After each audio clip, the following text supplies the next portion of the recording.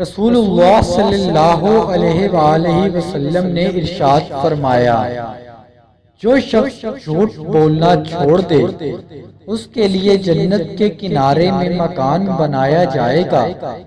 اور جس نے جھگڑا کرنا چھوڑا اور وہ حق پر ہے، یعنی باوجود حق پر ہونے کے جھگڑا نہیں کرتا، اس کے لیے وسط جنت میں مکان بنایا جائے گا، اور جس نے اپنے اخلاق اچھے کیے اس کے لیے جنت کے اعلیٰ درجے میں مکان بنایا جائے گا۔ حضرت علی رضی اللہ تعالی عنہ نے ارشاد فرمایا،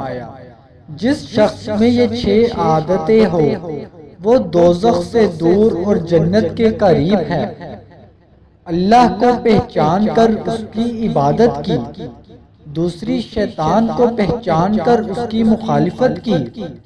تیسری حق کو پہچان کر اس کی اتباع کی،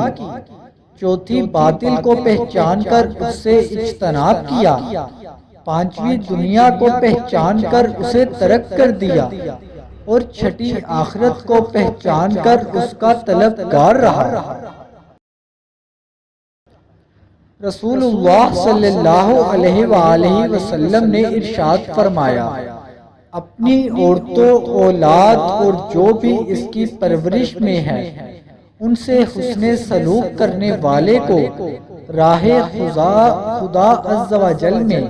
جہاد کرنے والے کا درجہ عطا کیا جائے گا۔